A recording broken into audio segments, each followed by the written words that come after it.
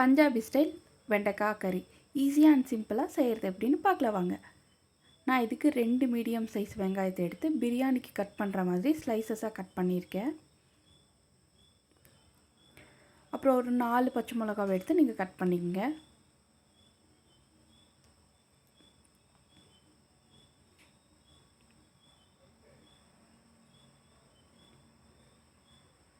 நான் 1/4 கிலோ வெண்டைக்காய் எடுத்திருக்கேன். நீங்கள் 1/2 கிலோ வேணும்னாலும் ஆட் பண்ணிக்கலாம். நான் இதுக்கு ரொம்ப சின்னதாக கட் பண்ணாமல் நீளமாக கட் பண்ணியிருக்கேன். அப்போ தான் பார்க்க ரொம்ப நல்லாயிருக்கும்.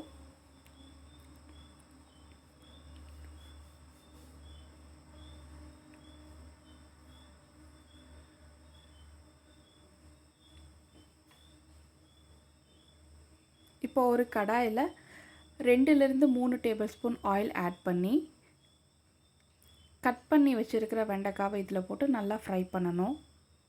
ஏன்னா அந்த வெண்டைக்காவோட வலுவலுப்பு சுத்தமாக இருக்காது, குழஞ்சி போகாமல் நல்லாயிருக்கும். சில பேர்த்துக்கு அந்த வெண்டைக்காவோட வலுவலுப்பு சுத்தமாக பிடிக்காது, வெண்டைக்காய் சாப்பிடவே மாட்டாங்க.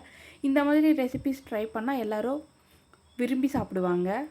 நீங்கள் ஒன்ஸ் ட்ரை பண்ணி பாருங்கள். இதுக்கப்புறம் ஃப்ரை பண்ண வெண்டைக்காவை எடுத்து இன்னொரு பவுலில் மாற்றிக்கலாம். திரும்பவும் அதே கடாயில் நான் ஒரு 2லிருந்து 3 டேபிள் ஸ்பூன் ஆயில் ஆட் பண்ணி நம்ம ஏற்கனவே கட் பண்ணி வச்ச வெங்காயத்தை ஆட் பண்ணிக்க போகிறேன்.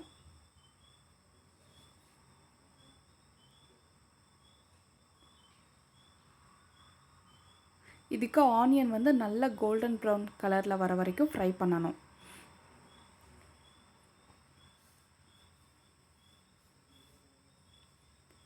இப்போ நான் கட் பண்ணி வச்ச பச்சை மிளகாவையும் இதில் ஆட் பண்ண போகிறேன்.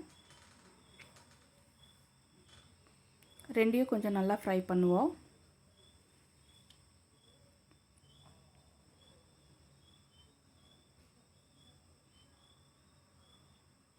இப்போ ஆனியன் நல்ல ஒரு கோல்டன் ப்ரௌன் கலரில் வந்துருச்சு. இப்போ நம்ம இஞ்சி பூண்டு பேஸ்ட் சேர்த்துப்போம். அதுக்கப்புறம் 1/2 டேபிள் ஸ்பூன் மஞ்சத்தூள், 1/2 டேபிள் ஸ்பூன் தனியா powder, 1/2 table spoon garam masala, 1/2 table spoon மிளகாத்தூள் ஆட் பண்ணி நல்லா மிக்ஸ் பண்ணிக்கலாம். நான் இதுக்கு 2 பெரிய சைஸ் தக்காளி எடுத்து அரைச்சி வச்சுருக்கேன்.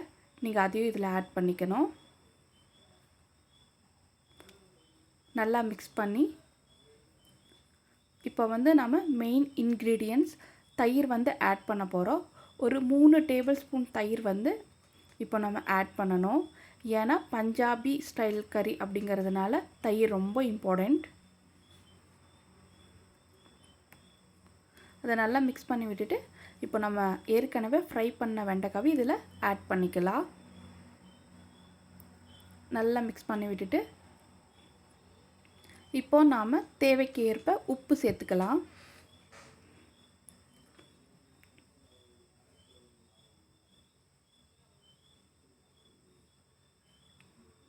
அப்புறம் கொஞ்சம் தண்ணி ஆட் பண்ணி இந்த கறியை க்ளோஸ் பண்ணி வைக்கலாம். ஒரு 4லிருந்து 5 நிமிஷம் ஸ்லோ ஃப்ளேமில் குக் ஆகட்டும். இப்போ கறி நல்லா திக்காக வந்துருச்சு. இப்போ நான் 20 முந்திரி எடுத்து பேஸ்ட்டை அரைச்சி வச்சுருக்கேன். இதை ஆட் பண்ண போகிறேன். ஆட் பண்ணி ஒரு டைம் நல்லா மிக்ஸ் பண்ணி ஒரு 2லிருந்து 3 நிமிஷம் நல்லா குக் பண்ண போகிறேன்.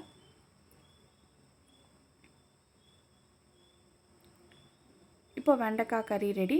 மல்லித்தலை தூவி நீங்கள் இதை ரொட்டி சப்பாத்தி கூட சாப்பிட ரொம்ப நல்லாயிருக்கும், தோசை.